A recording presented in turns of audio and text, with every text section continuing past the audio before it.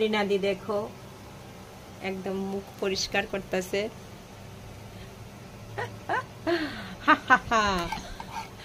ওই যে ওইটা থেকে কিতা লইতেছে, লইয়া সেটা মুখে দিতেছে।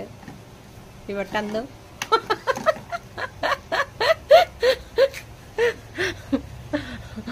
দো দো দেখে লই, টান দিতা। আচ্ছা আমি বলে টান দিতাম, টান দি।